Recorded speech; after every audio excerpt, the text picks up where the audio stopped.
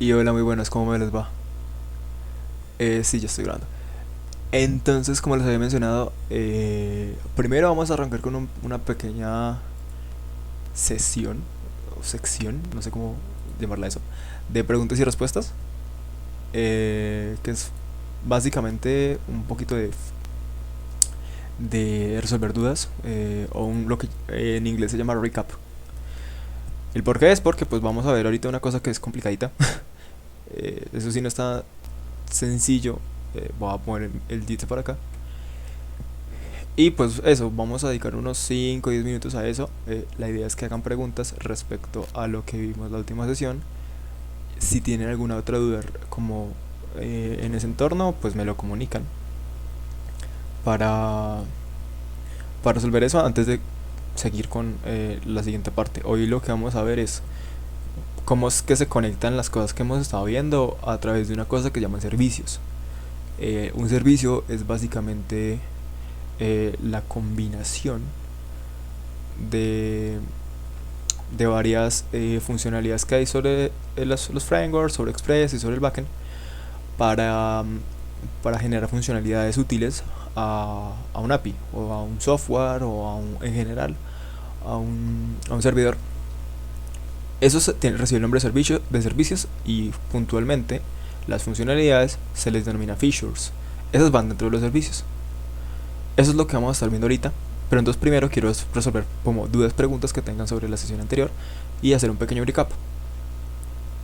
Entonces no sé si hacemos primero el recap o si hacemos primero las dudas. ¿Qué les parece? Decían ustedes.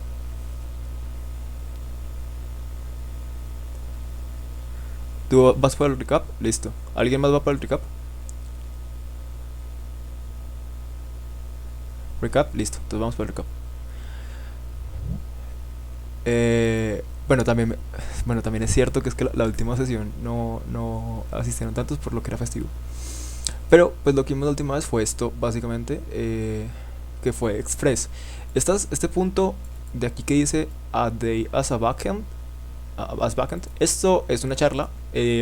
Voy a ver si me traigo un amigo mío que el man es full stack y trabaja más que nada con Python, pero también sabe sobre JavaScript. Entonces voy a ver si me lo arrastro. No sé si sería el fin de semana, tengo que hablar con él. Pero esto es una charla de un backend. Si no puedo traérmelo a él, eh, me arrastro a otro amigo que sí seguro me tiene más disponibilidad de tiempo. Mm, Dicho eso, lo que vimos la sesión anterior fue esto de Express. Express es básicamente Express es básicamente un paquete que me sirve para hacer servidores, ¿cierto? Entonces lo que estábamos viendo en la última sesión era toda esta parte de aquí, cómo se monta un servidor chiquito de la forma más sencilla que hay, y lo estamos como relacionando mucho con la documentación que tiene Express. Esto que está aquí son endpoints. Esto lo podemos ver un poquito mejor acá en la terminal de stock. cd. Nota, esto que dice Serverscape API, esto lo vamos a ver después, pero esta es la práctica grande que vamos a tener con el backend. No se asusten, les voy a ir explicando cómo es que se hace todo para cuando lleguemos hasta ese punto lo puedan entender. Entonces, bloque 3 acá y C03, no, 04. 04. Listo. ls. Y lo que estamos viendo en la última sesión era esto. Voy a hacer un poquito más grande la fuente.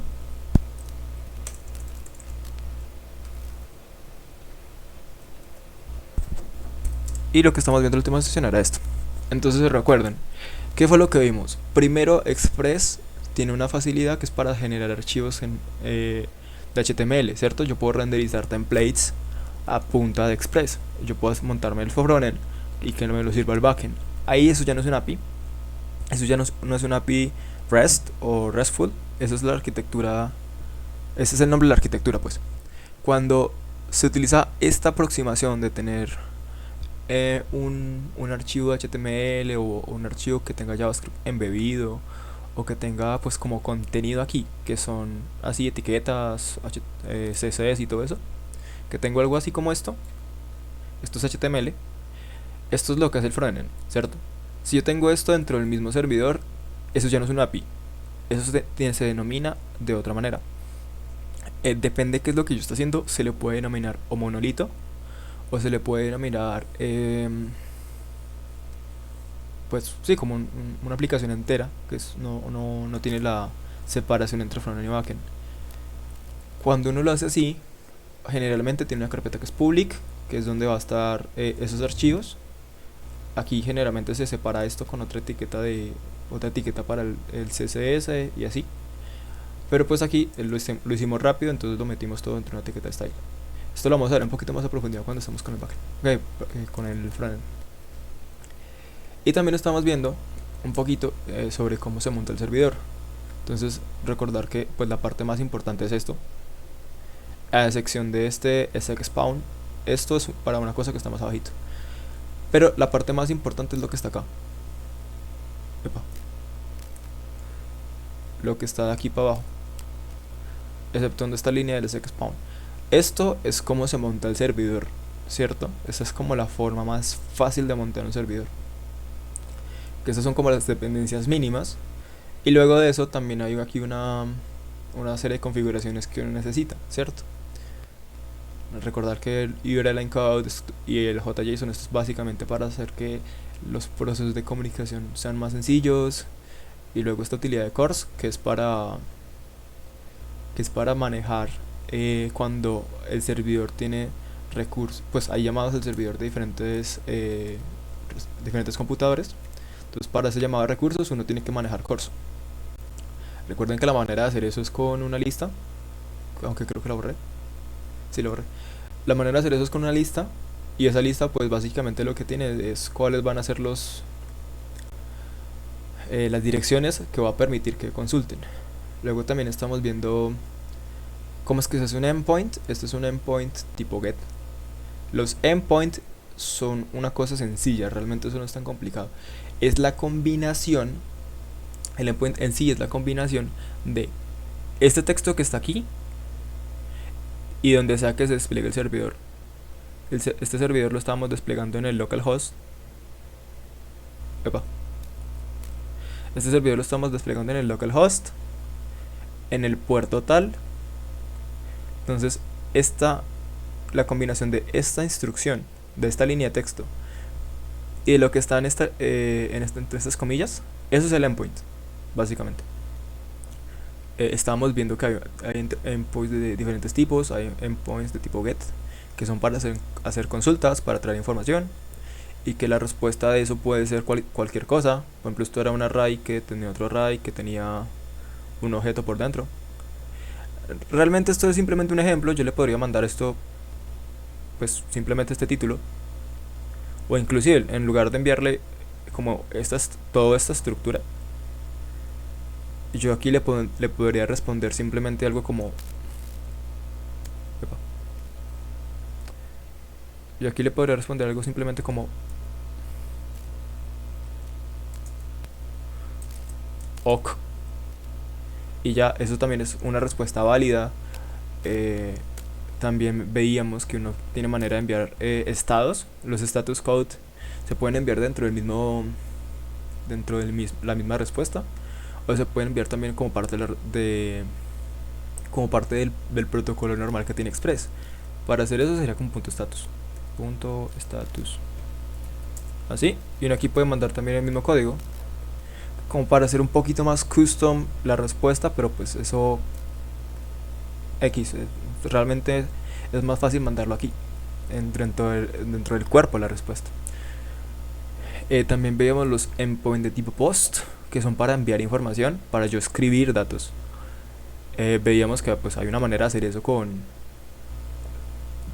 otras funcionalidades. Por ejemplo, aquí se está invocando un script de shell, pues un script teórico, no se escribió, al que yo le puedo enviar datos mediante el propio sec, o se puede hacer también de otras. Pues hay varias maneras de hacerlo realmente. Esta es una cuando yo tengo que pasar cosas por terminal, y pues fuera como la aproximación que se hizo. Pero también puedo hacer como por ejemplo algo así como pues coger un archivo y crear dentro de ese archivo este contenido, o escribir dentro de una base de datos, o, o así. No tiene que ser necesariamente así, o no tengo que necesariamente invocar otro lenguaje, pero esto es una aproximación muy útil que pues les mostraba, porque pues ya habíamos visto que existe Bash y que Bash tiene muchas utilidades para manejar archivos. También les decía que aquí pues uno también envía un código de respuesta una vez genera lo que sea que haga mi endpoint. Por ejemplo, este que era un tipo post, pues aquí estaba, decíamos que este archivo escribía lo que venía en el cuerpo del request, o sea, en el cuerpo de la solicitud, ahí viene una información, ¿cierto? Entonces decíamos que este script de aquí simplemente escribía eso dentro de un archivo y ya. Veíamos que también ahí está sujeto a errores, entonces usualmente los endpoints se tratan así, como de yo voy a retornar algo, pero eso que yo retorne pues puede tener un error, que el error de servidor es el 500, o lo que yo retorne puede salir bien, que el 200 significa literal ok, como salió todo bien, y así pues que esto está sujeto a muchas particularidades. Una cosa que se me olvidó mencionarles es que algunos de estos bueno, la mayoría de estos endpoints suelen ser asíncronos, pero los temas de asincronía los vamos a ver en un par de minutos. También les comentaba que hay endpoints de tipo puts, y hay otro tipo además de put que se llama patch. Sí, es este, que esto también es para actualizar, pero esto es para actualizar de manera parcial. Los que son de tipo puts es para actualizar todo un dato, es decir, si yo tengo un archivo y ese archivo tiene un contenido con un put, yo lo que hago es que cambio todo el contenido, mientras que con un patch lo que hago es que cambio una parte del contenido. Esa es como la diferencia, pero a efectos prácticos la diferencia es solamente conceptual. Yo puedo usar un patch o un put de manera indiferente, puedo escribir todos los datos de un archivo con un patch o con un put. Se aconseja usar patch en lugar de put cuando se quieren hacer cambios chiquitos. Y luego lo mismo, esto es muy parecido a como es un post, porque pues la funcionalidad es muy similar. Aquí simplemente cambia que o se actualiza una parte o se actualiza todo un dato. El dato puede estar dentro de una base de datos, puede ser un archivo, puede ser un array de memoria, puede ser una imagen, lo que sea. Esas actualizaciones pueden ir tan grandes o tan chicas como uno necesite. También veíamos los endpoints de tipo delete, que los que son de tipo delete, como su nombre lo indica, es para borrar. Y lo que hace esto es que elimina un dato. Uno generalmente lo que envía aquí en el request es una referencia para eliminar todo ese archivo. Bueno, perdón, todo ese archivo, todo ese dato en la base de datos, toda esa imagen, para eliminar algo con una referencia. Usualmente eso es una referencia y ya con eso basta. Y esto también está sujeto a errores. Otra vez, pues uno puede usar eso a punta de ifs, pues como hacer el manejo de errores con ifs. Aunque con if es un poquito más como de esta solución. Ahorita les voy a mostrar otra manera de hacerlo, que no depende de scripts de Bash. También noten que aquí otra vez se repite que si todo va bien, que hay un 200 y tal. El 200, recordar que esto es el OK, que todo funcionó bien, 500 error interno. Y así, con todo eso. Luego también veíamos esta parte de los static. Que los static, no recuerdo exactamente cuál era el problema que había con el CSS. Pero esto lo que nos hacía es que nos mostraba el contenido de public. Les mencionaba que para uno poder servir archivos y renderizar archivos de HTML, uno tiene que tener como los archivos ahí en una carpeta que está al lado. Entonces, cuando uno tiene esa estructura, generalmente lo que pasa es que esta carpeta de public se maneja casi como otro proyecto aparte. Esto pues puede crecer mucho porque esto es el frontend, o puede crecer poco, depende de lo que uno necesite. Y la manera de servirlo pues es con esto, con el propio Express. y hay que hacer uso de una instrucción que es path, y path lo que hace es que esto me bota el directorio donde esté. Luego el dir name es un parámetro que lo que hace es que me bota cuál es la ubicación actual, y public es el repositorio que está acá. Perdón, la carpeta. La carpeta se llama public, entonces pues el nombre es el mismo. Y así, eso es como lo que habíamos visto respecto a los endpoints y a estos archivos estáticos. Estos archivos estáticos también son muy customizables, uno le puede meter a esto pues hasta frameworks enteros si uno necesita. Y luego cuando se construye simplemente se haga todo sobre la carpeta de public. Lo que más vimos fue esta parte de los endpoints realmente, y esta sección de la configuración del servidor. Otra cosita que vimos fue esta sección de aquí, que el app es una instancia de Express, que es la cosa del servidor. Él trae varias utilidades. Una, por ejemplo, es el use, que es para hacer uso de ciertas cositas que tiene Express. Por ejemplo, esto de los path estáticos, o noten que aquí es app.delete. Esto es porque la manera de yo agregarle endpoints es así, como ponga el servidor y luego pones como cuál es el tipo de petición que va a estar destinada a ese endpoint. Con los set es para setear datos, para poner datos que siempre sean el mismo. Aquí poníamos el puerto, y este puerto lo traíamos del .emp, que recuerden que el .emp es este archivo de aquí, que generalmente no se agrega a Git, que tiene como datos. Entonces, por ejemplo, aquí teníamos el puerto, decíamos que tenemos una API, que tenemos un servidor, que tenemos una CDN, como datos que uno generalmente pues mete ahí. También veíamos que uno pues se puede arrastrar eso con una utilidad que se llama Dotem, que Dotem se configura de esta manera. Es súper sencillo usar Dotem, es simplemente hacer un require dotem.config y ya puedo acceder a lo que esté en mi .emp. De esta parte de los require y de los requerimientos pues ya habíamos visto eso antes.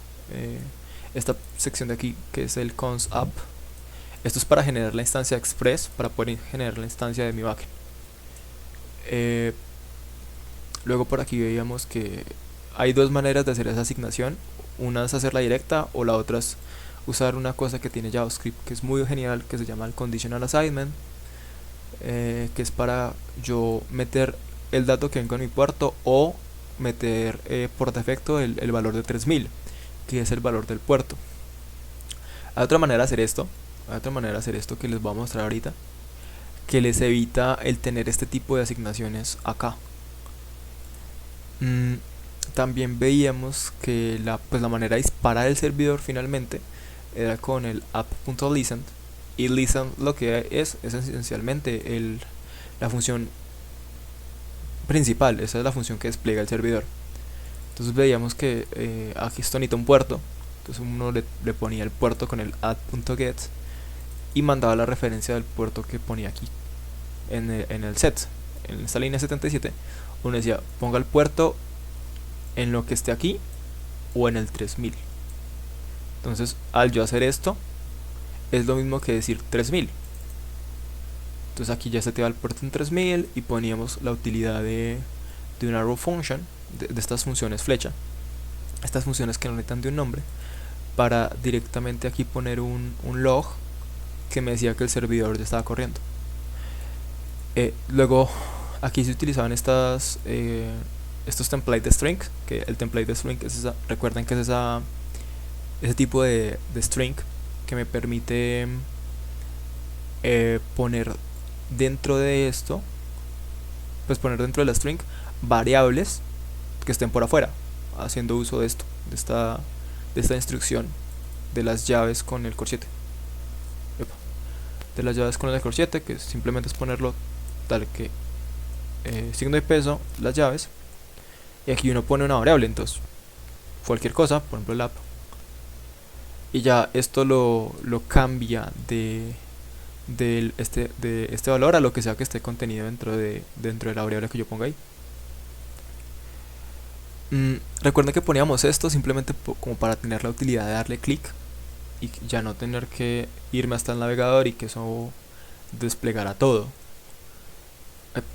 La manera de correrlos con el node index, node espacio y el nombre del archivo que tenga el servidor. El archivo que tiene el servidor aquí es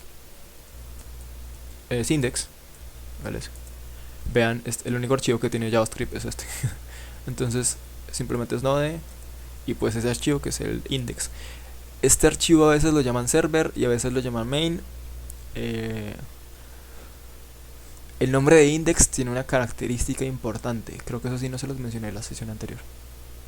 Y es que cuando yo meto dentro de una carpeta un index, un archivo que se llama index.js, ese archivo se importa por defecto cuando yo invoco esa carpeta.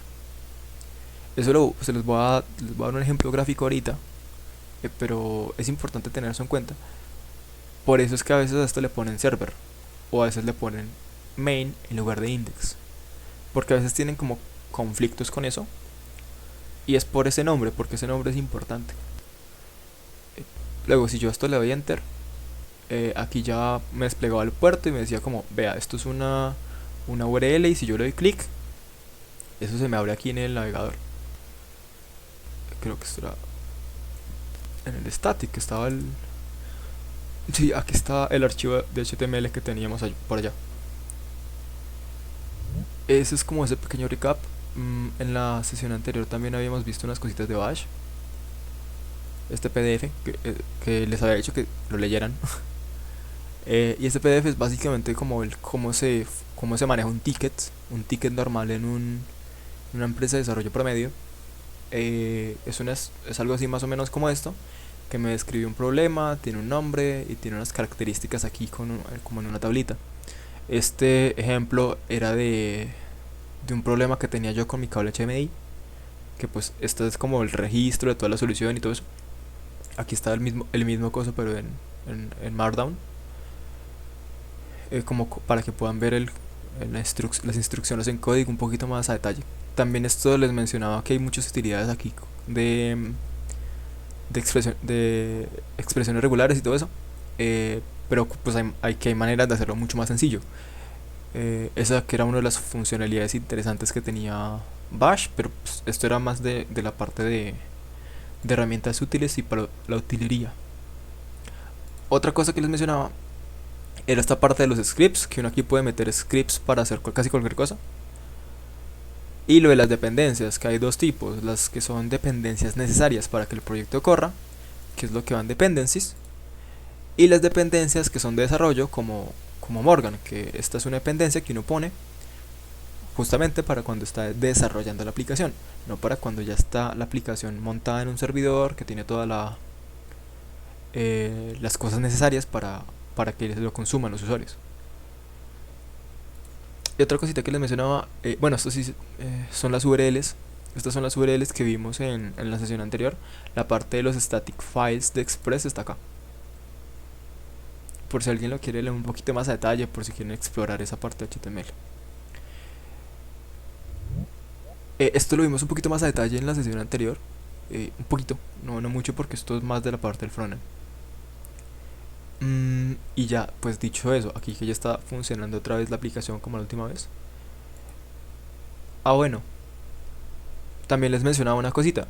Cuando uno invoca algo así, pues sobre un navegador normal, esto es un get. El por defecto va a ser un get. Entonces yo no puedo poblar todas las funcionalidades de mi aplicación sobre un navegador. Hay un punto en el cual uno necesita de una utilidad extra. Esa utilidad extra puede ser cualquiera. A mí me gusta Postman. Es este. A mí me gusta mucho este. Porque me genera la documentación ahí al lado. O la otra puede ser Insomnia.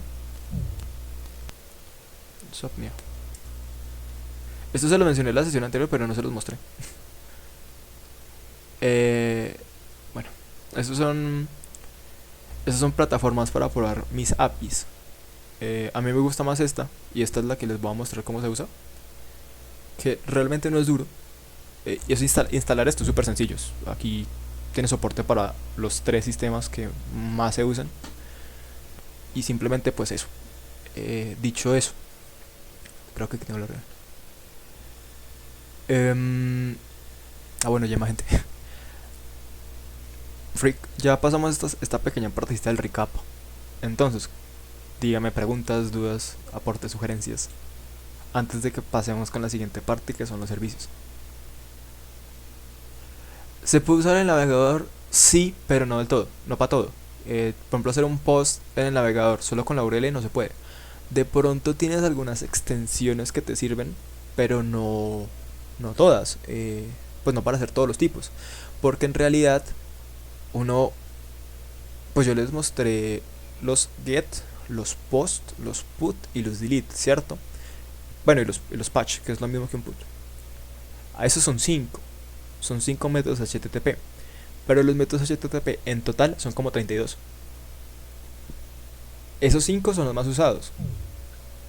Pero son muchos, muchos más. Y todos esos muchos, muchos más no los puedes probar todos en el navegador. Por ejemplo, hacer una petición de options no se puede. Ahí sí tienes que instalarte alguna herramienta.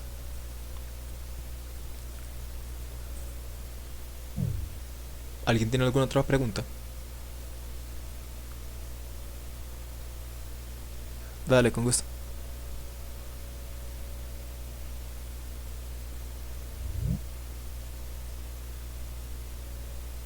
Bueno, si alguien tiene alguna otra, levante la mano, porfa.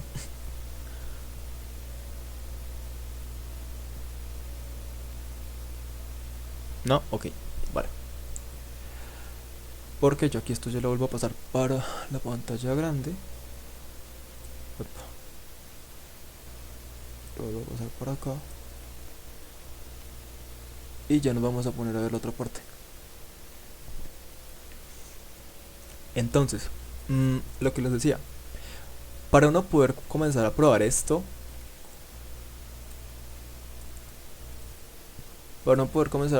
lo primero que hay que hacerle al sistema, es instalarse una utilidad que me permita a mí analizar las APIs. Hay muchas, realmente hay muchas. Una es Postman, pero a mí me gusta una que se llama Postman, Insomnia y hay más. A mí me gusta una que se llama Postman. Postman. Eso está construido sobre Electron, si mal no recuerdo. Y tiene una opción de binarios.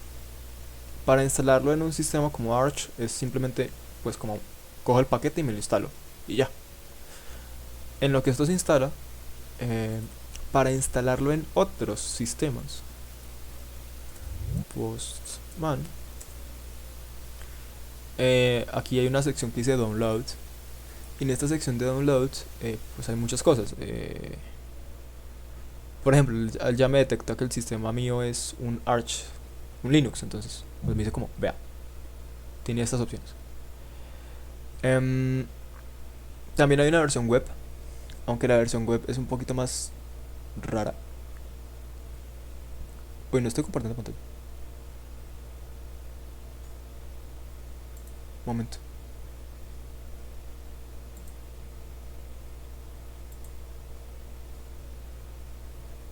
¿Ve esto qué? Es que no noté algo raro acá. ¿Ustedes ven bien mi pantalla? Ah, ok. Era compartiendo tu celular. Ah, ok, ok, ok.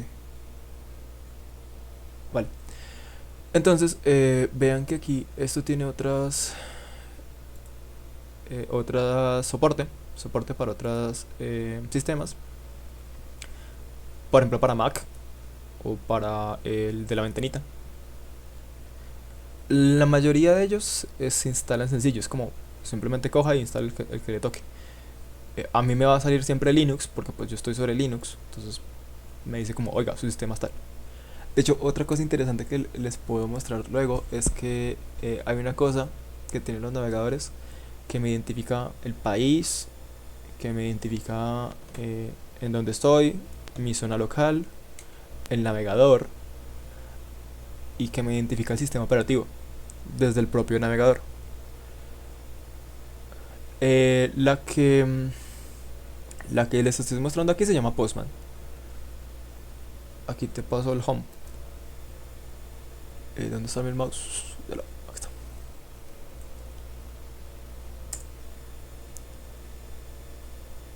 Esa. Entonces, esta es pues, la que yo voy a estar usando porque pues, es la que me gusta, básicamente. Hay muchas otras que hacen esto mismo, pero pues X. Aquí tengo que meter la contraseña.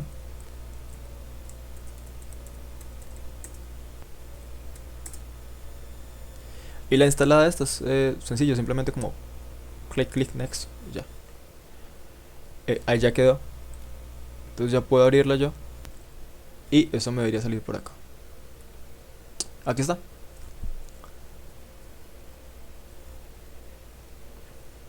La voy a pasar por acá. Entonces, esta vuelta, ¿cómo es que funciona y qué es lo que hace? Lo que hace esto es que me hace un binding de todos los protocolos que hay en red para web. ¿Eso a qué se refiere? Cuando yo hago un binding de los protocolos de red con una aplicación como esta, lo que pasa es que estoy abriendo como los canales de seguridad usual que hay en web, los estoy abriendo y los estoy eliminando. Eso sirve para yo hacer pruebas de una manera más sencilla. No es hacer testing, no es hacer testing. O bueno, de pronto como para pruebas sanitarias, sí. Pero en general no es lo mismo que el testing. Para lo que él sirve es para yo probar que los endpoints que esté generando si estén funcionando y si me estén retornando lo que me deberían retornar. Si Postman sirve para celular no tengo idea, la verdad. Lo que sí te puedo decir es que para celular hay una cosa que se llama Temux o Termux, no recuerdo bien cómo es que es el nombre, que eso te permite tener una terminal y tú desde la terminal puedes llegar y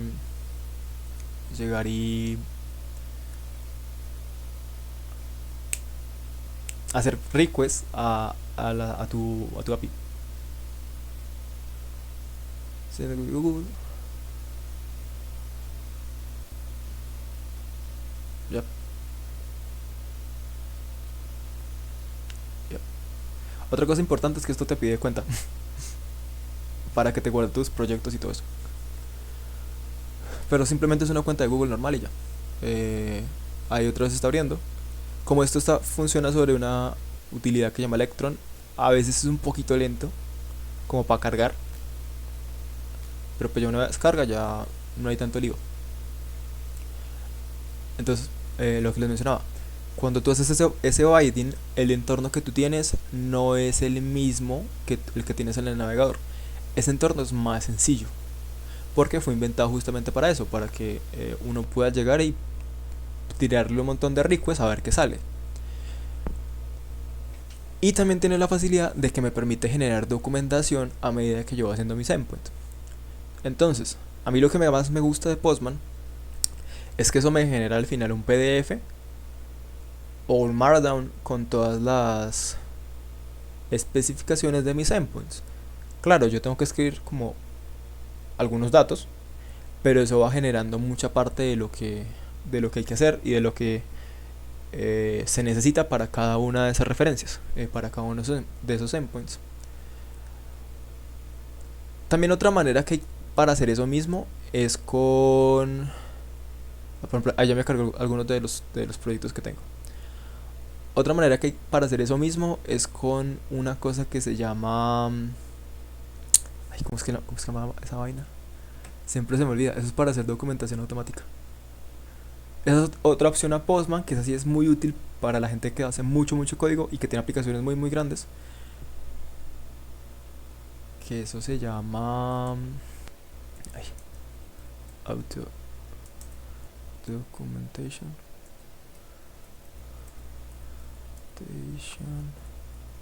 Swagger. Me acordé. Esta es otra manera de hacer eso mismo. Esa misma utilidad que tiene Postman. Pero esta es un poquito diferente. De pronto alguien lo ha visto por ahí. Swagger no sé si se dice así, esa palabra no sé ni de dónde viene. Mm, Swagger lo que hace es que me permite ir generando código a medida que yo, pues me permite generando documentación a medida que yo voy haciendo código. Esto es muy muy útil. Esto sí súper súper útil. Esta sí me gusta un poquito más que Postman porque queda tal que así. Lo voy a abrir en, pero en otra. Cuando ustedes miran finalmente cómo queda, eso queda así. Entonces queda como, Dios, esta imagen está un poquito esquiva. Eso queda tal que así. Tienen como el método aquí, luego como cuál es la dirección y más o menos qué es lo que hace. Entonces esto también es muy muy útil, pero es cuando ya uno tiene código muy grande. Para, para aplicaciones un poquito más sencillas es mejor Postman. Entonces como la aplicación que vamos a estar haciendo es un poquito más sencilla, entonces vamos a usar Postman. Y otra vez, volviendo aquí, ¿cómo es la vuelta con Postman? Yo tengo una cosa que se llaman workspaces. O pues como espacios de trabajo, yo aquí puedo crear N. Entonces va a ser uno que se llame Bootcamp. Bootcamp. Esto tiene como pues más vainas, como para meterle más contenido. Pero pues lo voy a dejar así simplecito. Y listo, ahí me crea el espacio. Frederick pregunta, ¿e Insomnia? Insomnia es otra opción, pero yo prefiero Postman. Realmente la interfaz no es que sea muy diferente, pero yo prefiero este, por esa característica de que me va generando la documentación. Porque yo soy muy vago para escribir documentación. Sobre todo esta parte que es como, que uno lo ve sencillo, pero que realmente no es tan sencillo. Entonces, eso es lo que a mí más me gusta. Si a ti no te gusta mucho estar redactando, es muy útil esta. Luego, esto tiene una cosa que llaman colecciones. Las colecciones son como carpetas. Y esas carpetas, pues uno ahí es donde mete los endpoints. Por ejemplo, aquí digamos que este es el templates. Templates. Lo pongo en inglés por costumbre, no tiene que estar en inglés. Y aquí esto ya me genera un nuevo endpoint. Vean que aquí dice como, oiga, su endpoint se llama new request. Las requests es nueva solicitud en español. Esa solicitud pues es como de qué es lo que va a estar pidiendo. Hay una otra utilidad interesante que tiene esto, pero eso es de la parte de la URL. Esta primera parte de aquí es el nombre. Entonces le voy a decir que es un get example. Get example. Así. Y esto tiene otra utilidad aquí interesante. Yo aquí puedo meter variables. Pero para meter esas variables, primero me tengo que ir a la colección y irme para la sección de variables. Y donde dice variables, uno generalmente la pone tal que así. Yo la voy a poner como base.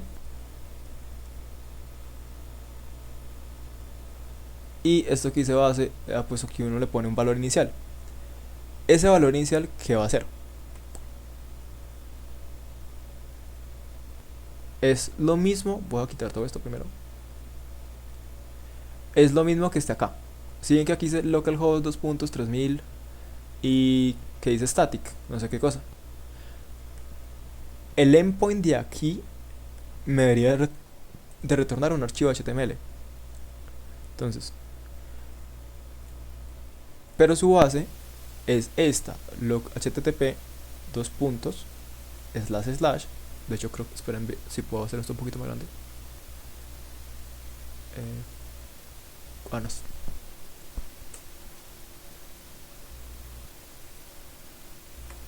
No, no, es este zoom in, control igual. Ok, control igual. Me tocó mano. Control más, este aquí, este acá. Zoom in. Bueno, ya se ve un poquito mejor. Entonces, en esta sección que dice variables, uno aquí, pues eso, puede meter variables. Y los valores iniciales son directamente cuál va a ser la base de mi API. Por ejemplo, la de static sería un endpoint. La base va a ser esta. Un consejo que yo les doy es que no pongan este último slash. Este último slash de aquí hace que yo tenga que escribir mi endpoint después de otra manera. Entonces es un poquito maluco. Yo prefiero dejarlo así como en limpio, sin ese slash, para poder diferenciar cuál va a ser el endpoint propiamente. Entonces aquí la manera de yo invocarlo, pues de invocar esa variable es con estas dobles llaves. Luego pongo el nombre de la cosa que sea y aquí ya me dice, vea, el valor que usted trajo aquí en esta base, ay, ah, Dios mío, base. El valor que usted trajo en esa base es http localhost 3000. Esa base es lo mismo que yo decir eso. Es lo mismo.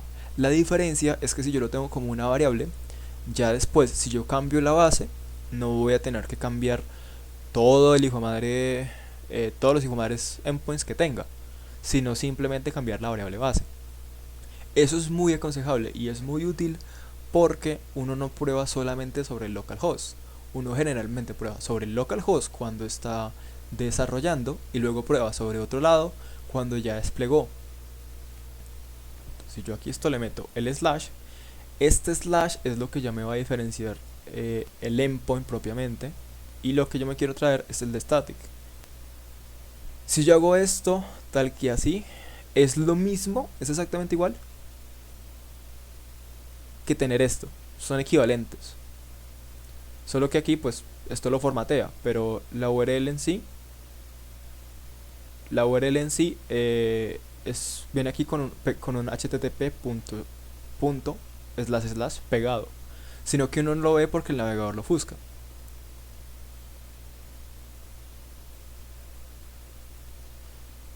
Respecto a la parte de si se va a hacer despliegue, yo no lo tenía contemplado, la verdad.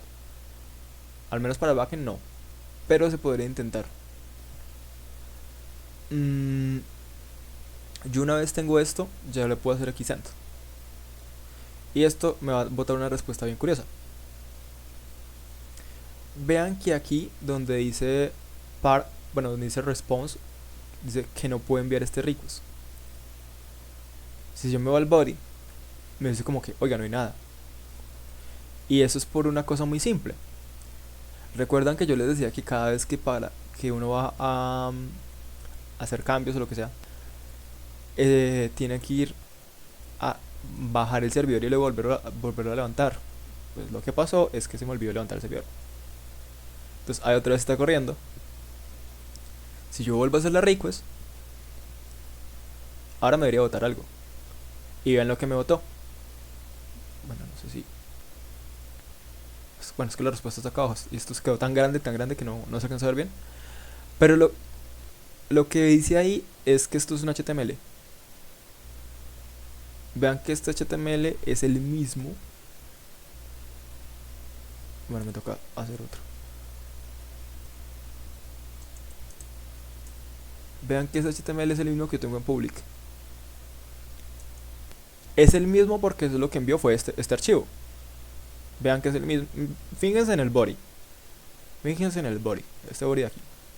Que dice margin 0, padding 0, background color black, color white, font weight 900. Y si yo voy y miro ese mismo style aquí me dice body tal, margin padding background color black, color white, font weight 900. Es el mismo archivo porque lo que me responde tiene que ser el mismo valor. Y hasta aquí todo bien, esto es lo mismo que me diría el navegador. Vean que aquí el resultado fue un 200, una respuesta estándar que me dice que la petición pues que funcionó bien. Esto también tiene otra utilidad interesante, y es que me dice como cuál fue el proceso que siguió esto en red para poder que me devolviera una respuesta. Vean que ahí dice que inicialice un socket, que tiene un tiempo de preparación, una tasa de transferencia, una tasa de descarga en tiempo de milisegundos. Eso también puede ser útil cuando uno está haciendo optimización en performance. Aquí también me responde unos datos de peso. Y listo, hasta ahí bacano. Pues como sencillo, no sé tan duro. Vean que aquí también me responde los headers. Estos headers, esto directamente ya lo ofusca esto directamente ya lo ofusca el navegador. Uno no puede ver esto de manera sencilla. Y aquí noten otra cosita. Esto me dice como cuál fue el server que me arrojó de esto. Esto fue un server de Express. No con todos lo hace, pero por ejemplo con de Django, si mal no recuerdo, él también te puede decir como que a lo que tú te conectaste fue un servidor de Django. Eso también puede ser útil cuando uno tiene muchos servidores y quiere como hacer esa diferenciación entre ellos. Hasta ahí genial. Esa parte pues cool. Simplemente es un get. Un get no tiene mucha ciencia. Entonces hagamos otro endpoint. Para eso pues uno le da aquí a los 3 puntos y le dice como ricos y ya. ¿Cómo le va a poner a este? Le hagamos un post example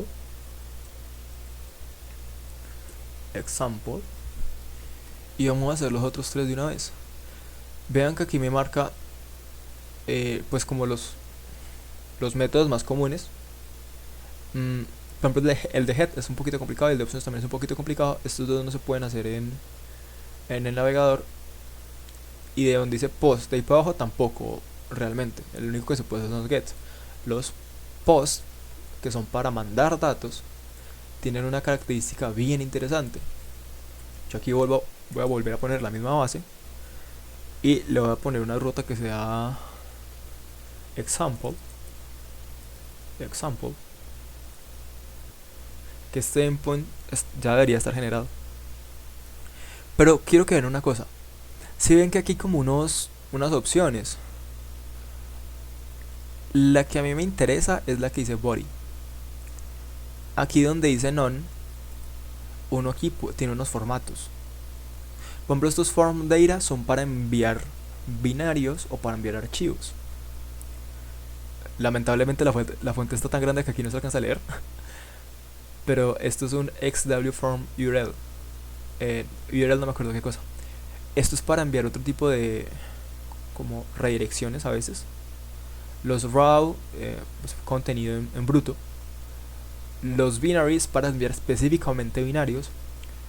O la opción de GraphQL, que eso es otro lenguaje. Pero yo voy a tomar la de raw. La de raw. Y voy a enviar. Aquí hay varias opciones también. Uno puede enviar XML, HTML, JSON, JavaScript. Yo voy a enviar JSON. Y lo que voy a hacer aquí es que le voy a decir hola. Bueno, title, mejor. Title. Hola. Y vean que aquí ya es diferente a como está el get. Miren que aquí el get tiene el body como sin nada, no tiene ningún puntico ni nada. Raw traducido al español significa algo así como en crudo. Es cuando tú quieres enviar como data sin algún formato especial. Eso es el raw. Uno generalmente se comunica a punta de JSON. Los JSON son de tipo raw. Otros tipos que hay aquí, por ejemplo, uno muy útil son los binarios y otro aún más útil son los form data. Estos dos tipos se usan mucho cuando tú estás trabajando con archivos, pero con archivos en el sentido de que estás mandando archivos. Estos de URL form, estos son más que nada usados para redirección. Y este de GraphQL, eso es para otro lenguaje. GraphQL es otro lenguaje de programación. Bueno, es un lenguaje de consultas. Ese es un poquito más avanzado y un poquito más complejo. Y tiene otro par de funcionalidades. Pero con que tú entiendas cómo funciona el raw y de pronto cómo funciona el form data, ya con eso estás bien, realmente. Los otros no son tan usados. Luego otra cosa interesante aquí que menciona, los raw vienen por tipos. Uno son los de tipo texto, que eso es para enviar texto plano. Los que son para enviar JavaScript es porque quieres enviar un script, un trocito de código. Esos de JavaScript tienes que cogerlos con pinzas, porque ahí te pueden incrustar cosas feas o ataques de ciberseguridad. Ese uno trata de no usarlo mucho, por esa misma característica, porque toca confirmar mucho qué es lo que hace ese script. Los de JSON son el método de comunicación estándar, los HTML son con lo que uno pues básicamente manda frontend, y los de XML se utilizan para procesos un poquito más viejos. Este es un estándar anterior a HTML y XML ya no están usados. Dicho eso, miren mi JSON. Mi JSON es simplemente esto, son dos llaves, una cosa que dice title y otra cosa que dice hola. Si yo envío esto, vean que aquí el resultado va a ser muy similar. Pero vean que aquí lo que me botó fue otra cosa. Esto dice status code 200. Y si yo me voy para el servidor, que está acá, aquí me botó una cosa bien chistosa. Me botó como cuál fue la request, el cuerpo de esa request. Y luego el servidor me explotó. ¿Por qué explotó? Por algo todavía más sencillo. Lo que pasa es que yo no terminé de configurar el servidor la última vez. Pero aquí sí me botó como la estructura que yo le mandé. Yo puedo coger este JSON después. Este es un JSON realmente. Esta línea aquí es un JSON. Sino que la terminal me lo formatea. Pero yo puedo coger después este JSON para agregar un nuevo dato a alguna base de datos, para agregar datos a un archivo y así. Hay muchas opciones. Luego, para andar un poquito en este error, epa, para andar un poquito en este error, ese error pasó por una cosa bien fácil. Y es que yo aquí, en el post que se llama example, aquí está imprimiendo el cuerpo, que lo que le envié en el cuerpo, vean que aquí dice rec.body o rec.body. Lo que le envié en el body fue el title hola. Lo que él me respondió aquí fue un status code, porque yo le dije, oiga, respóndeme hasta el final, no importa usted qué haga con esto, no importa usted qué haga con esto, al final respóndame un 200. Entonces ahí uno ya dice, bueno, la lógica de este endpoint está como mal montada, porque no importa qué haga, me va a botar un 200, me va a decir que todo salió bien, que todo funcionó. Y eso fue falso. Vean que aquí la aplicación explotó. Me dijo como, oiga, hay un error interno aquí raro, yo no sé qué pasó. Ese error interno raro es por esto, porque pues este script no existe. Entonces hay dos opciones en este momento. Yo puedo crear este script, o podría eliminar esto. Como ustedes ya saben Bash, hasta cierto punto yo voy a coger este script y lo voy a generar aquí al ladito.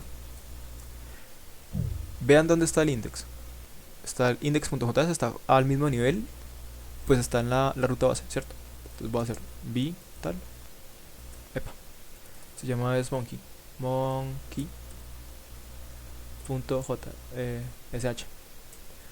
Entonces listo, creé el archivo. ¿Qué le voy a decir al archivo que haga? Esto es otra cosa que tiene Bash. Yo para traerme parámetros, pues para traerme como instrucciones de Bash, yo utilizo el signo de peso y unos números. Si hago un echo de esto, de echo, el signo de peso y un 0, esto me debería botar una cosita bien chistosa. Recuerdan que hay que agregar siempre el permiso de ejecución a los archivos de shell. Y si yo hago bash monkey, él me dice bash monkey. Y eso es porque el 0 se refiere al parámetro 1, pues el primer parámetro que se le introduzca. El primer parámetro por defecto siempre va a ser el mismo nombre del archivo. Cuando yo le mando un 1, aquí el comportamiento es diferente, pero quiero que lo descubran junto con la ejecución de esto. Listo. Vean que aquí, bueno, antes de irme, vean que aquí yo estoy enviando el request.body. Estoy enviando lo que sea que yo le mande en Postman, ¿cierto? Entonces, como yo estoy enviando eso, lo que esto me va a imprimir va a depender de lo que yo le envíe acá, ¿cierto? Eso es lo que uno pensaría en principio. Entonces vamos otra vez a Postman. Vean, bueno, esto lo voy a cambiar. Lo voy a poner como hola. Esto es un test. Cambié el título y lo voy a decir send. Y pa, no me salió nada. ¿Por qué no me salió nada? Porque me olvidó otra vez montar el servidor. Aquí tengo este. Listo, ahí lo disparé. Ahí ya está otra vez arriba. Y otra vez, le doy send. Y pa, me botó un status code 200. Como que no cambió mucho, ¿cierto? Como que no hubo mucho cambio. Pero si yo me voy a la terminal, aquí me botó un object no sé qué cosa. Y el servidor no se me cayó. Noten eso, el servidor no, sigue estando ahí, no está muerto.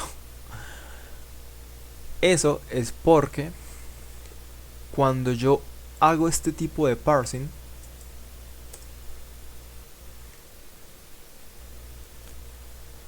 cuando yo envío texto así, es muy complicado que un script pueda simplemente llegar y leerlo. Porque entre los lenguajes de programación hay tipos. El tipo por defecto de un request no es texto. El tipo por defecto de un request es un object. Entonces para yo poder enviarle eso a Bash, tendría que ser algo así como ponerle aquí un title, que es como se llama el campo que estoy mandando.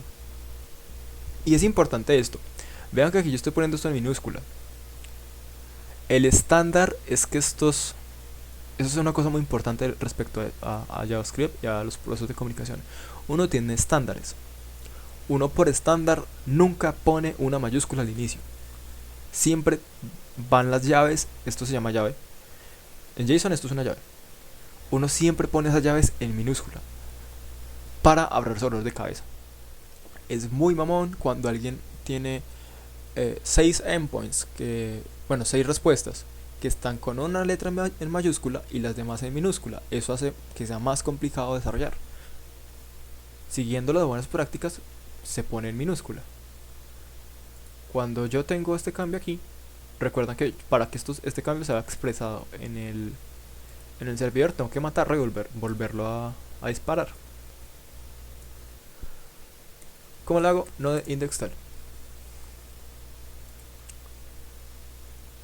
Dicho eso, vean que aquí tengo este texto y aquí esto me haría responder un 200, ¿cierto? Listo, el 200 está ahí. Pero aquí me botó un hola. Y ahí es como extraño, es como si se hubiera perdido cierta parte de la información. Y sí, realmente lo que pasa es que esto va a recibir el primer parámetro que entre, ¿cierto? Pero aquí está entrando más de un parámetro. Cuando yo hago este request.body.title, lo que le está diciendo es monkey.sh. Bueno, lo está ejecutando, entonces digamos que es bash. Bash monkey.sh. Y lo que le está mandando es hola.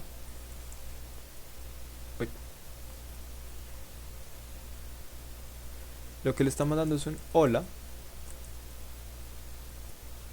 Esto es un test. Y si yo solamente estoy cogiendo el primer parámetro que es este, pues el resto de la información se pierde. Eso es una cosa que es muy de tener en cuenta cuando uno está enviando este tipo de procesos de comunicación entre lenguajes. Si se envía por la terminal, es complicado poder enviar más de un dato. Ahí uno lo que generalmente hace, depende de la solución que esté haciendo. Pero por ejemplo yo podría montar un archivo y en ese archivo pues simplemente poner ese texto y que luego este archivo de monkey me lea ese texto. Eso es lógicamente más sencillo, pero es programáticamente más complicado porque me implica generar un archivo, luego de generar ese archivo hacer que el otro lenguaje me lea ese archivo, luego que de que ese otro lenguaje me lea el archivo, imprimir el archivo, entonces se hace más complicado en ese aspecto. Y eso que vean que aquí solamente estoy hablando de un post. Con los otros dos, el de delete y el de put, la vuelta es parecida, el problema es similar. Y yo quiero que recuerden que Shell Script o Bash Scripting, él tiene muchísimas utilidades para manejar archivos. Pero vean que aquí de pronto no es la mejor solución usar Bash. Yo podría usar una aproximación desde el mismo lenguaje para poder imprimir ese texto. Una manera de hacerlo es, en lugar de yo hacer esto, me lo puedo borrar y le puedo decir una instrucción genial que tiene muchos lenguajes, es try. Le digo, oye, intenta hacer esto.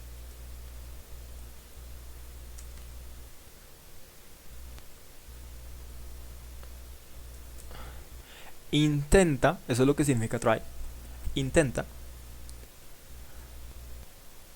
regresar una respuesta que diga código de estado 200. Otra manera que tengo de hacer esto es con los propios códigos de estado de Express. Eso es con una instrucción que se llama status. Y esto lo que va a hacer es que me dice un número, le voy a decir 201. 201 realmente significa creado, pero pues es simplemente para hacer el ejemplo. Y lo que quiero que diga esto es mensaje, y que me ponga el mensaje. ¿Cuál fue el mensaje? Request.body.title.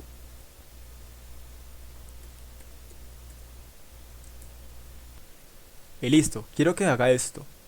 Si esto sale mal, si no es capaz de hacerlo, porque el servidor se cayó, porque el servidor se murió, lo que sea,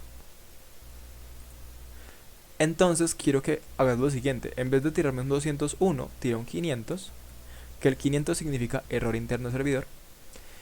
Y quiero que envíes el siguiente mensaje. Message something went wrong.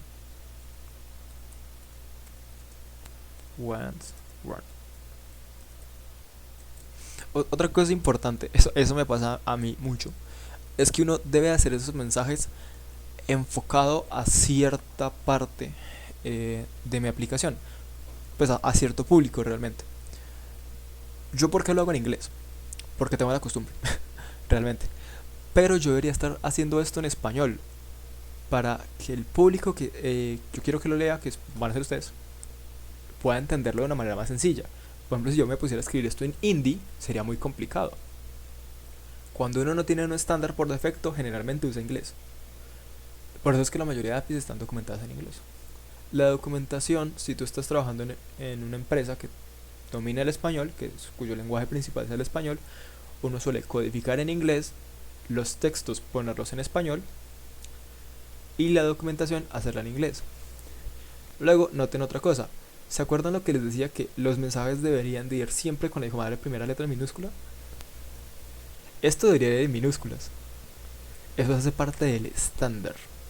Y es importante seguir esos estándares para que después, cuando alguien tenga un problema, que el problema no venga por una bobada de esas. Que sea como, no, es que tienes que poner una letra minúscula, una letra mayúscula. La idea es siempre ser muy estándar. Otra cosa que es importantísimo mencionar es que uno no pone espacios en esto.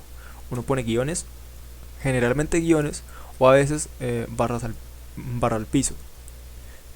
Eso que puede parecer una bobada, realmente te ahorra conflictos con otras personas. Por ejemplo, aquí, en lugar de ponerle message, le voy a poner error message. Error message. Y repito, yo esto lo pongo en inglés por costumbre, porque es mejor programar en inglés, porque la mayoría de los lenguajes ya vienen en inglés. Entonces es como la costumbre. Pero, por ejemplo, estos mensajes podrían estar en español, este sí sería más aconsejable que estuviera en inglés. Y el general del código es más aconsejable que esté en español. Perdón, en inglés. Y así por uno ahorrarse ciertos problemitas. Por ejemplo aquí, si yo quiero documentar esto, debería ir aquí arribita y dar como una descripción. Description. Descripción. Y la descripción debería estar en español. Eso es respecto a la estandarización del código. Y eso es importante tenerlo en cuenta. Uno no comenta todas las funciones, sino todas aquellas funciones que están complicadas. Por ejemplo, esto es un endpoint muy sencillo. Esta es la estructura general de un endpoint. Uno generalmente esto no lo documenta. Hasta ahí, esto debería tener un par de cambios. Primero, el título lo voy a dejar así, que ese title sea el mismo. Pero cuando llega este send, este mensaje debería cambiar. Y no cambió. Y eso fue porque servidores arriba. Eso fue porque se me olvidó volver a cargar el server. Para yo desplegar el server otra vez, eso es node index.js. Le voy a dar enter ahí. Ahí otra vez está corriendo. Y voy a volver a enviar mi respuesta. Y vean que aquí cambió. Oh, maravilla. Ahora me dice message. Hola, esto es un test. Que es lo mismo que yo le mandé en el body. Pero vean que aquí ya no dice title, dice message. Y eso es porque yo customicé el proceso que va a estar siguiendo esto. Vean que aquí dice message. Este request.body hasta acá es el equivalente a todo este. A todo este pedazo acá. ¿Cierto? Request.body es equivalente a todo esto. Request.body.title es equivalente a esta llave. Entonces el valor de esa llave va a ser esto. Eso no es complicado de entender. Realmente es como, listo, la llave es esta, entonces eso me regresa el valor. Eso es una cosita chiquita que tiene JS. Bueno, JS tiene esa capacidad de leer JSON de una manera sencilla, una vez como que lo parseas, ¿cierto? Entonces, él te puede devolver valores con que tú le des las llaves correctas. Las llaves correctas en ese caso eran el punto body y luego el punto title para que especificara este valor. Por eso es que aquí logra enviarme esto. Y tengan en cuenta otra cosa. Yo generalmente lo que hago con un post es crear datos. Entonces que yo como, oiga, no, pues le regreso el mismo título. Valiente gracia. Ahí no hice nada. Simplemente como que regresar un título que me envían no tiene mucho chiste. ¿Qué podría hacer yo? Voy a volver a tomar esto.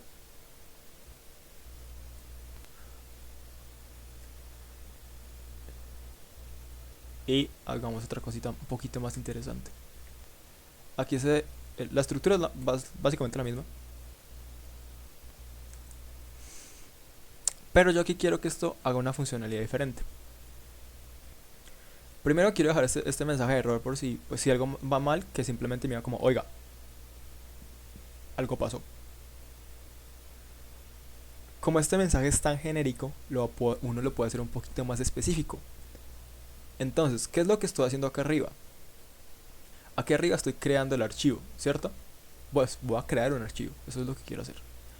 Y aquí abajito lo que estoy haciendo es coger los errores que puedan surgir. Este error message lo voy a poner como, oiga, en lugar de algo fue mal, es como, bueno, esto sí lo voy a poner en español.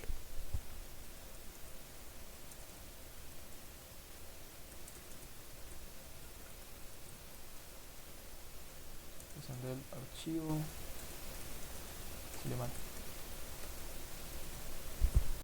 Aquí nota otra cosita importante. Es mejor no poner tildes porque hay una cosa que se llama ASCII code o código ASCII también lo llaman. Y eso tiene algunos problemitas cuando yo pongo tildes.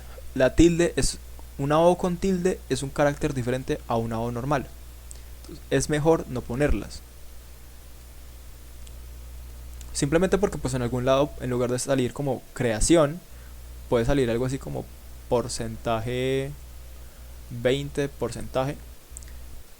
Y uno leer eso ya es complicado, ya se complica más. Entonces es mejor dejarlo sin tildes. Entonces, ¿cuál va a ser la lógica de esto?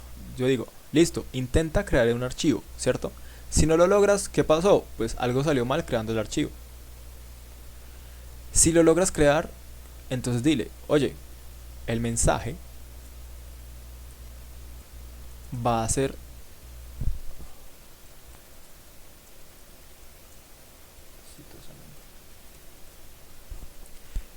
pues eso, que que se pudo crear el archivo que se está pidiendo. Aquí voy a poner otro texto un poquito más descriptivo. Epa, ahí. Y le digo, oye, yo aquí tengo un mensaje de error, ¿cierto? Este mensaje de error, ¿a qué se va a referir? Noten que este error, este R, viene de los errores que tiene la salida estándar, ¿cierto? Esto se refiere a un error con este script de acá. Si este script de aquí tuvo algún problema, lo que debería hacer esto es decirme, oiga, hubo un error con ese script. Entonces uno lo diría así.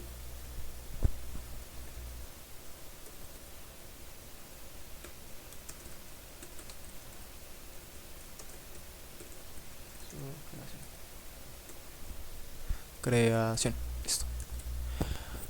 Otra vez, las tildes. Cuando escribo en español tengo la manía de poner tilde. Y vean, aquí ya la trazabilidad, así se le denomina eso, la trazabilidad de lo que sucede aquí es más fácil de seguir. Pero noten otra cosa. Esto es la respuesta que está generando el API, ¿cierto? Esto ya es una respuesta. Uno la ve larga, sí, pero realmente no lo es tanto. Son simplemente dos instrucciones como de, oiga, intenta hacer esto. Y si le sale mal, pues simplemente dígame que falló. Y noten eso.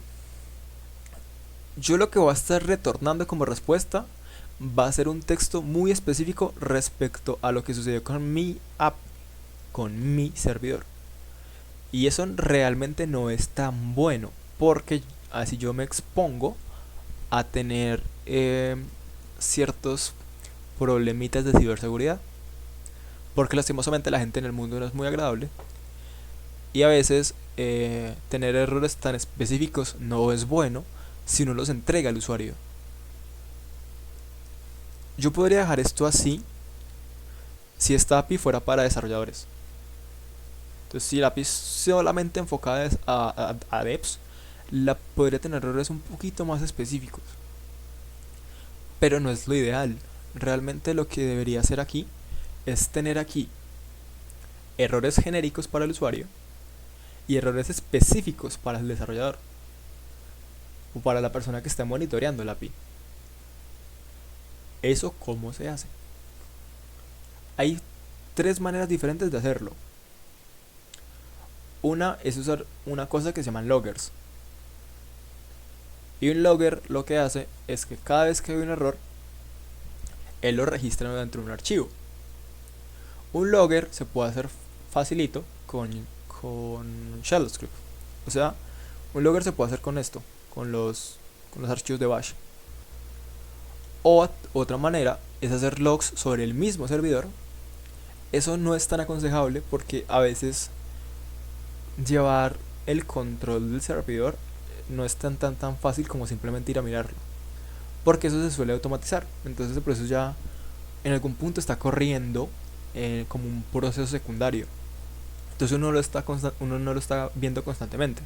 Uno no se queda con una terminal abierta por allá en algún lado viendo esta línea a ver qué pasa, a ver si en algún punto se tostó el servidor. Uno no hace eso. Por eso la mejor aproximación realmente es la de los loggers, la de tener un archivo de logs Pero como la implementación que se está haciendo ahorita es como más para que ustedes vayan viendo cómo funciona, lo voy a hacer tal que así. Otra manera sencilla, esto es una manera muy fácil, es simplemente poner un texto dentro de un log. Y este log, hay una cosa bien interesante que tiene el, esta, este objeto console. Esto es un objeto, por si no lo sabían. Esto viene con varias funciones. Si yo le doy al punto, ahí me muestra varias. Por ejemplo, una super útil es la función de time, que sirve para mostrar tiempos, pero yo no quiero mostrar tiempos en este momento. Yo lo que quiero mostrar es una cosa que se llama error, console.error. Y si yo pongo aquí esto me cambia un poquito. ¿En qué cambia? En la semántica. Para JS no es lo mismo tener un console log que un console error. Un console error es un problema. Un console log es información sin más. Una manera de hacerlo que quede como medio entendible es poner esto entre corchetes. Así uno puede definir un poquito mejor como cuando cambia algo. Porque pues el ojo humano funciona así, les sale más fácil identificar ciertas estructuras. Una de esas son los corchetes. Y vean aquí cómo cambió esto. Ahora la respuesta está en vacío. Y yo aquí tengo un console error que me dice, oiga, pues ocurrió un error de tal tipo. Hasta ahí como cool, genial. No hay lío. Pero si hay lío. Y es que uno generalmente cuando tiene un error de servidor, uno notifica que tiene un error de servidor. Entonces una cosa que podría hacer es poner aquí el estado de ese error. ¿Cómo se pone? Otra vez, con status. Aquí le mando un 500. Una cosa interesante de esto es que cuando yo hago esto de res, esto es una abreviación de response. Response en español es respuesta. Estos de aquí son todos los métodos de respuesta. Este primer método de status o de estado, yo lo puedo customizar, y esto cuando yo lo modifico, lo que pasa es que estoy cambiando la trama de datos que si llega finalmente hasta la persona que está invocando esto. En otras palabras, me cambia este numerito. Eso es algo que no les había mostrado ahorita. Y es que vean que aquí se created. ¿Se acuerdan que aquí antes salían 200? Que era como todo bien. El created significa que acaba de crear un archivo. Y hay muchos más de estos errores, de estos numeritos. Estos numeritos son esos códigos de respuesta. Uno, entre más específico sea con los códigos de respuesta, es más sencillo para otras personas entender cómo es que cómo es que ha sucedido, o cómo es que ha ido pasando lo que sea que hayan estado haciendo. Es muy aconsejable tener estos códigos de respuesta bien pensados para uno después poder hacerle debug más fácil. O sea, poder arreglar los errores que vayan surgiendo, porque es normal fallar, equivocarse y que salgan errores. Por ejemplo, aquí otra cosa que puede hacer es decirle como, oiga, error.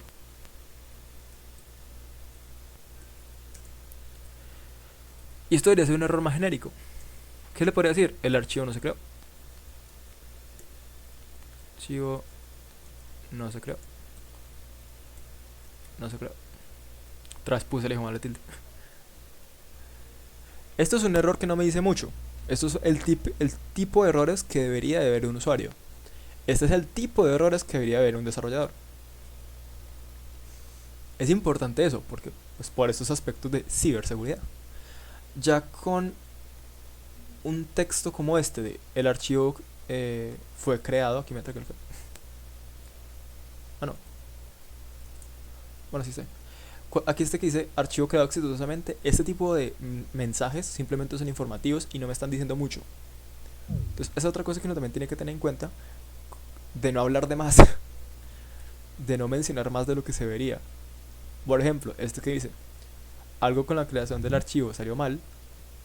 Esto sí ya es más específico. Como este ya es más específico, debería optar por algo como esto.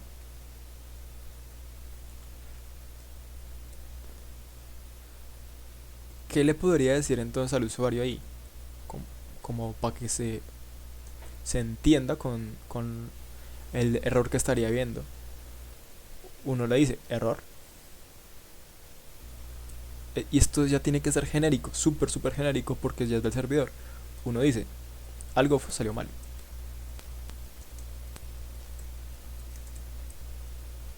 Y ya, eso es todo. Esto es todo. Ahí uno también puede hacer una cosa un poquito más específica. Y es que cuando el servidor falla, uno tiene manera de coger el error desde aquí.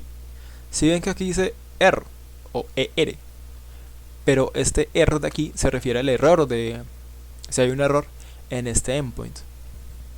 Uno puede coger este objeto y en este objeto agregar este tipo de textos de error ta ta ta, de tal cosa salió mal. Uno puede coger esos textos y meterlos allá.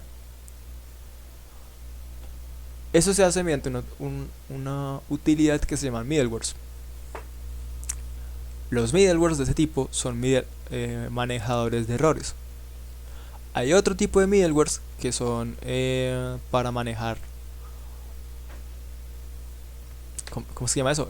Autorización para manejar credenciales y para manejar muchas cosas por ese estilo. Por ejemplo, un paquete que se llama Passport, yes. Este paquete se utiliza muchísimo para eso.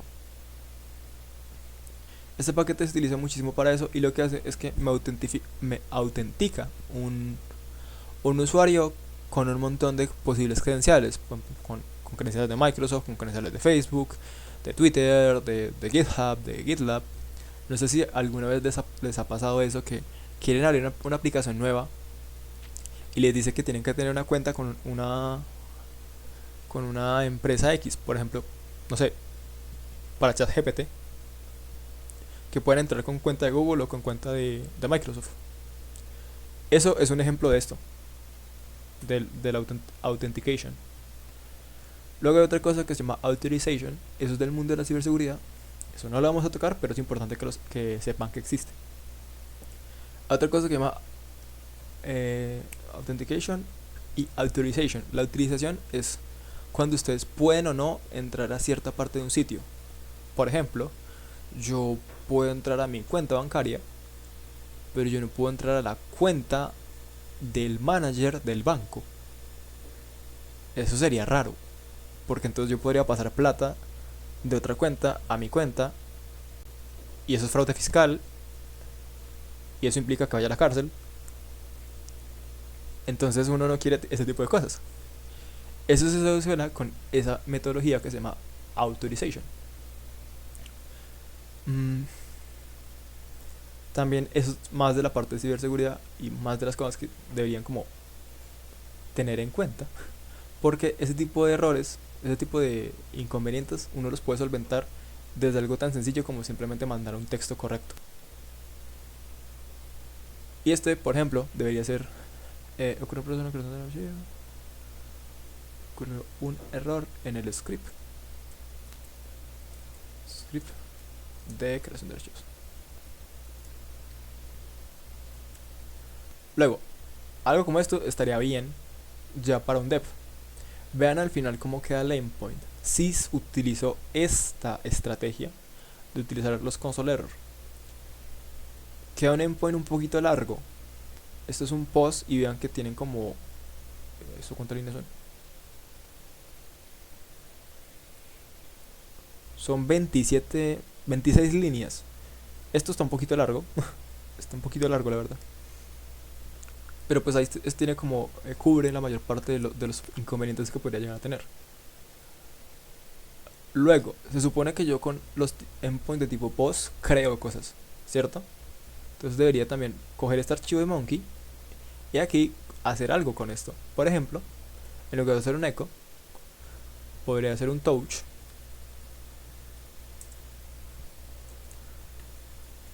poner ahí algo y luego usar el famoso incremento de bits para meter dentro de ese texto el mismo texto que me está entrando. Yo esto puedo ponerle aquí .txt y esto lo va a entender. Sí, creo que lo entendería. Y acá tengo que otra vez matar el servidor y volver a levantarlo. Como estoy mamado a hacer eso, hay una utilidad que se llama npm i -safe, bueno, que se llama nodemon. Si aprendo a escribir, nodemon, si hago -safe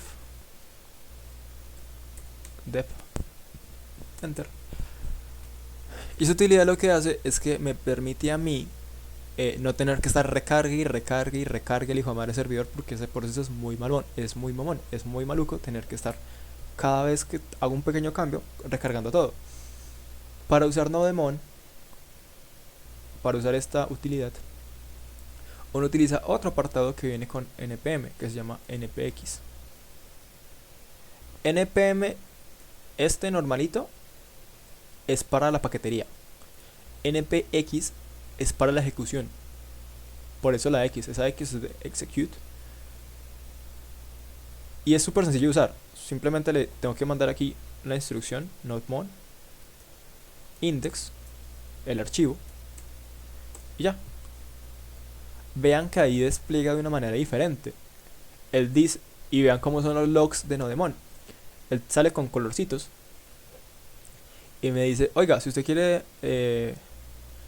reiniciar esto en cualquier momento, simplemente dele rs. Yo puedo hacer rs, enter, y decir reinició. Y él dice, oiga, en este momento yo estoy vigilando todo lo que esté dentro de esta carpeta y estoy vigilando todos los archivos de extensión JSON, de extensión MJS y de extensión JS. Luego dice, oiga, estoy inicializando con la instrucción node_index el archivo del servidor. Hasta ahí no hay mucha ciencia, ¿cierto? Lo que sí tiene ciencia es que yo puedo coger esta instrucción, yo puedo coger esta misma instrucción y hacer algo con ella. Para no tener que estar escribiendo un npx, uno trata de no usar cosas diferentes a npm generalmente. Me puedo ir al package.json y aquí le puedo escribir start. Esa palabra es muy común en este tipo de archivos porque pues significa iniciar. Entonces pego la instrucción y esto ya va a funcionar de otra manera. Cuando yo hago un script, lo que estoy haciendo es que estoy metiendo una nueva instrucción que puedo correr con npm. Por ejemplo, vean que aquí ya había una por defecto, que es la de test. Voy a guardar el archivo y voy a salir de esto. Si yo hago npm run y luego le digo es test, ahí me va a botar un error que me dice, oiga, hay un error, no hay un comando para test, y simplemente termina el proceso. Me dice error, no hay comando para test especificado. Si yo hago lo mismo con start y le doy enter, ahora vean que el texto dice npx nodemon index.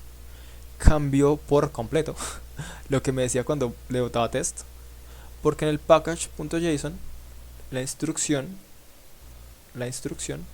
para ese comando es que haga eso, que instale, que inicie el servidor con nodemon, y ya así me automatizo muchas cosas. Entonces yo puedo meterle esto tantos scripts como quiera, inclusive de otros lenguajes. Por ejemplo, yo le puedo decir que corra algo de Python, que corra algo de Bash, que corra algo de otra cosa, porque no depende de npx, simplemente depende de lo que yo le ponga aquí dentro. Y también otra cosa importantísima, la utilidad que les mencionaba antes, que es para no tener que estar recargando todo el hijo de madre servidor cada rato. Esa utilidad es meramente de desarrollo. Uno no mete nodemon como dependencia de proyecto, porque nodemon sí es un poquito pesadito en términos de paquetes. Y listo, ya mencionado eso, me puedo volver para acá. ¿Qué debería hacer esto en este momento? Por un lado, debería estar funcionando porque te desplegué no daemon. Y vean que me dijo, archivo creado exitosamente. 201 created, tiempos. Vean que aquí el tiempo, el transfer start, se demoró más. De hecho, en general, se demoró un poquito más. Antes estaba como en 40 milisegundos y ahora se demoró 73.53, 74 milisegundos, digamos. Y es porque el proceso que está haciendo ahorita es un poquito más demorado. En carga de bytes es lo mismo prácticamente, porque no es que haya mucho cambio. Pero si yo me voy para esta parte, ahora aquí tengo una cosa que dice object no sé qué cosa, y otro que dice object no sé qué cosa test. Creo dos archivos. Voy a hacer un clear. ls. Vean que aquí creo un archivo que es un punto .text y aquí otra cosa que dice object, ¿cierto? Esto es la misma vaina que me bota esto cuando le trato de meter algo al script de Monkey. Es lo mismo que pasa ahí cuando trato de meter el script de Monkey sin desencriptar el request.body. Y aquí, de hecho, podría hacer un arreglo y poner esto tal que así. Uno tal.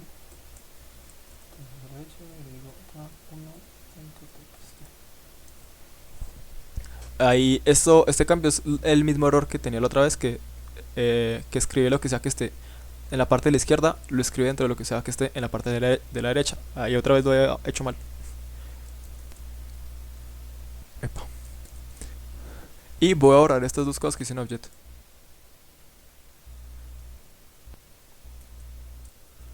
Ta, asterisco, tal. Ay, güey. Tal. Uy, güey. Ah, bueno, sí. Va a estar bien así. Listo. Clear. Y noten otra vez. Yo estoy moviendo cosas. Y vean qué es lo que hizo Nodemon. Pues parece que no hubiera hecho nada. Pues realmente ahí cogió. Bueno, ahí no pudo coger los cambios que tenía con Bash.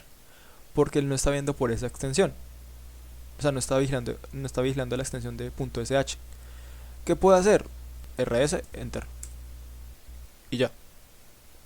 Ahora, si vuelvo a correr el script, otra vez me va a botar el de que se creó un archivo exitosamente, no sé qué.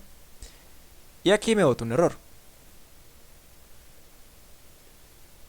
Y es porque ocurrió un error en el proceso de creación. ¿Cuál fue el error? En este momento no lo sé. Vean que aquí creo un archivo, pero no pudo hacer esto. No pudo generar este comportamiento.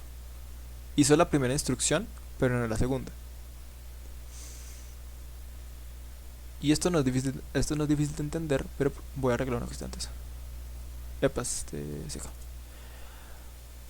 noten que acá el error que me sacó fue este.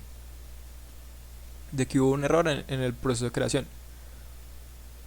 Ocurrió un error en el proceso de creación. Y aquí de ahí para abajo me está botando como cuál fue el error. Este es el error de cara a Node. El error en específico con el shell script, el archivo de bash,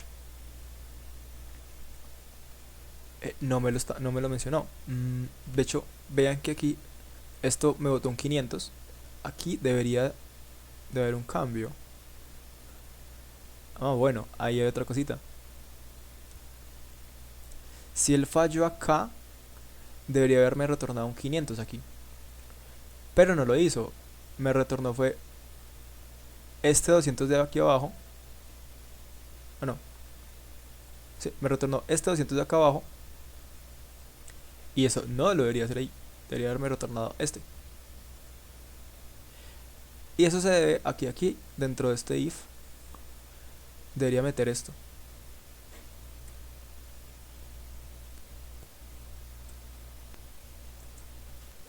Ahí ya. Porque si no, pues obviamente siempre me va a estar botando el 201. De hecho, esto debería ser un else. Esto es otro consejo que les doy. Siempre que hagan un if, pongan el else. No sé si de pronto alguien se acuerda de lo que ocurrió con los aviones de esta famosa aerolínea que mataron a un montón de gente. Eso fue porque no pusieron un else. La culpa le cayó al programador, realmente. Pero más allá de vainas burocráticas, ese error que mató a como no sé cuántos vuelos, como 3 vuelos se cayeron por eso, es porque no pusieron un else. Entonces ahí el programa llegaba a una condición de infactibilidad. Así aprendí que hay que poner el else. Y otra vez voy a volver a correr esto, voy a recargar esto. Bueno, ahí se recargó solo.